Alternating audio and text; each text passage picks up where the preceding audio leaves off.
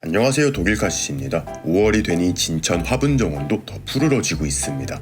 진천 온실 옆에는 작은 화단이 하나 더 있는데 이곳에 다른 시설이 들어와야 해서 조만간 정리를 해야 해요. 더 늦기 전에 오늘은 이곳에 자라는 목수국들을 구출했습니다. 작은 묘목부터 5년 정도 자유롭게 자라다 보니 수영도 엉망이에요. 봄부터 많은 정원식물들을 화분으로 옮겨 키워오고 있는데 오늘도 같은 내용입니다. 그래서 자세한 과정은 생략하고 화분으로 옮기고 가지치기하여 멋있어진 모습만 보여드릴게요. 목수국 이야기가 나온 김에 오늘 영상에서는 목수국 꽃의 크기를 결정짓는 가지치기와 새빨갛게 물드는 목수국 꽃을 볼 수 있는 방법도 알려드리겠습니다. 멋있어진 목수국들의 모습은 영상 후반부에 있으니 조금만 기다려주세요. 5월이 되면 목수국들의 새순들이 어느 정도 자라나와 풍성한 잎들을 보여주기 시작합니다.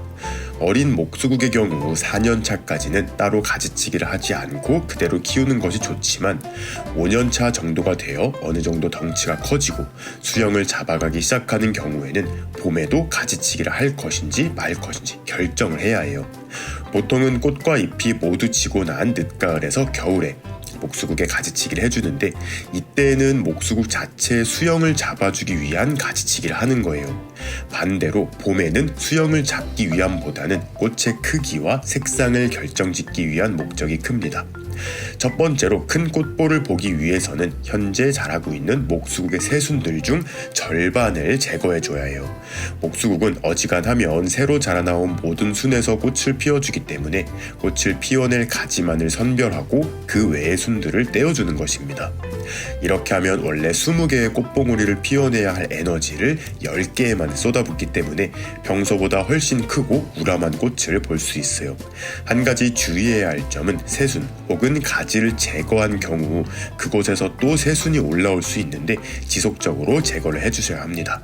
그렇지 않으면 그 새순의 영양분을 빼앗기게 되면서 지금 시행한 새순 제거가 무의미해져요. 이 방법의 단점으로는 꽃볼 하나하나의 크기가 엄청 커지기 때문에 여름 비가 온 후 꽃볼이 무거워지면서 처지는 현상이 생길 수 있습니다. 두 번째로 풍성하고 많은 꽃을 피워내기 위해서는 5월 중순쯤 새로 자라난 가지들을 모두 절반 정도 잘라주는 거예요. 이때 주의해야 할 점은 잘라낸 가지 아랫부분에 새 가지가 될 눈이 있어야 한다는 점입니다. 이렇게 가지를 잘라준 경우 2주 정도 흐르면 새순이 2개에서 3개까지 올라오는데 많아진 가지에서 꽃을 모두 피워줄 거예요. 물론 영양 공급을 잘 해준다는 전제하에요. 그렇게 되면 정말 다복하고 풍성한 목수국의 꽃들을 볼 수 있어요. 다만 꽃의 크기가 작아지게 되면서 목수국 본연의 삼각뿔 모양을 보여주지 않을 수 있습니다. 그리고 목수국은 봄에 가지치기를 하면 꽃을 피우지 않는다고도 하는데 제 경험상으로는 봄에 새순을 치고 그 후에 올라온 싹에서도 꽃을 보여주었어요. 마지막으로 빨간 목수국 꽃을 볼 수 있는 방법도 알려드릴게요. 요즘 신품종 목수국들이 많이 보급이 되면서 새빨간 목수국들도 많이 볼 수 있게 되었어요. 하지만 이 새빨간 목수국 품종들도 처음부터 꽃이 빨갛게 피는 것은 아니에요. 기본적으로 모든 목수국들은 연두색으로 피어 하얀색으로 변한 후 시들어가면서 빨갛게 물이 드는 거예요. 즉 단풍이 들어 빨간 꽃이 되는 것이죠. 새빨간 목수국 품종들의 경우 그 단풍이 드는 현상이 더 잘 나타난다는 것입니다. 하지만 우리나라의 대부분의 지역에서는 자연적으로 빨간 목수국의 꽃에 단풍을 보기가 힘들어요. 자연적으로는 7월에서 8월에 목수국 꽃이 피어나고 9월에는 밤이 선선해져야만 목수국 꽃이 시들기 전에 단풍을 보여주는데 그런 조건을 맞춰주기가 쉽지 않은 것이죠. 홍천집 정원의 목수국의 경우 다른 지역에 비해 봄에는 새순이 늦게 터오르고 서늘해지는 가을은 일찍 찾아오기 때문에 매년 새빨간 목수국 꽃을 볼 수 있어요.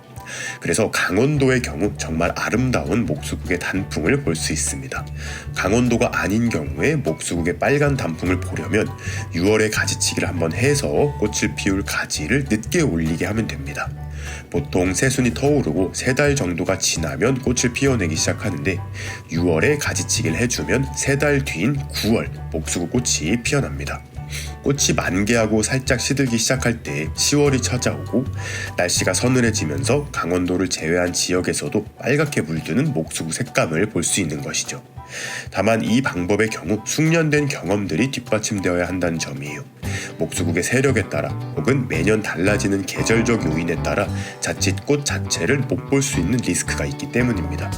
그래서 이 방법 같은 경우에는 이미 목수국을 몇 해 이상 관리를 해보시면서 본인의 목수국의 생육 과정이 어느 정도 숙지되신 분들에게 추천해요. 자, 이렇게 목수국의 봄 가지치기 방법을 알아보았고, 영상 초반에 등장했던 수국들의 변화 모습 짧게 한번 살펴보도록 하겠습니다. 덩치가 워낙 크다 보니 혼자서는 캐내고 심는 것이 불가능했어요.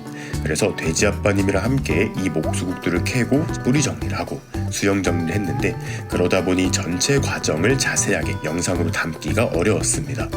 전 영상들에서 소개한 것처럼 뿌리를 정리하고 화분의 정원을 그대로 심는 방법의 반복이니 오히려 전후 모습만 보여드리는 것이 훨씬 쌈박할 것 같아요. 여기서 한 가지 여러분들께 꼭 알려드리고 싶은 것이 있습니다. 목수국뿐 아니라 다양한 수목류들의 수영을 잡을 때 묵은 가지의 위치를 옮기고 싶을 때가 있으실 거예요. 작은 식물들의 경우 원예용 철사나 원예용 벨크로로도 쉽게 가지를 잡아당겨 수영을 잡을 수 있지만, 가지가 많이 굵어진 경우에는 더 강력한 재료가 필요해요. 이 목수국 역시 가지를 살짝 오므리고 싶었는데 어떤 걸로 수영을 잡을까 하다가 케이블 타이를 이용했습니다. 길이가 긴 케이블 타이를 이용하긴 했는데 그래도 가지 2개를 감싸기에는 길이가 짧더라고요. 그런 경우에는 이렇게 케이블 타이 2개를 연결해서 사용하면 조금만 힘을 들이고도 가지 모양을 잡아줄 수 있어요. 꼭 한번 사용해보세요. 수많은 잔해들을 뒤로하고 멋진 다간형의 수영으로 완성이 되었습니다. 요즘 들어 드는 생각은 외목대 목수국도 멋있지만 이런 다간형의 목수국도 정말 멋진 것 같아요. 여러분들도 꼭 외목대만 고집하지 않으셔도 될 것 같습니다. 영상에선 30초 만에 후딱 끝난 것 같지만 이 4그루의 목수국들을 다듬고 심어주는 데만 2시간이 넘게 걸린 것 같아요. 조봄에 이식을 해주었으면 훨씬 좋았겠지만 아직은 무더위가 찾아오지 않았기 때문에 물만 잘 챙겨준다면 화분에 새뿌리를 무사히 내려줄 것 같아요. 화분 정원의 일환이 되었으니 앞으로 이 목수국들의 근황도 열심히 전해드리도록 하겠습니다. 여러분들도 오래 키운 목수국이 있다면 멋지게 수영 한번 잡아보시길 바라며 오늘의 영상 마무리하도록 하겠습니다. 그럼 오늘도 재밌게 보셨거나 도움이 되셨다면 구독과 좋아요 그리고 알림 버튼까지 눌러주시면 감사하겠습니다. 뿅.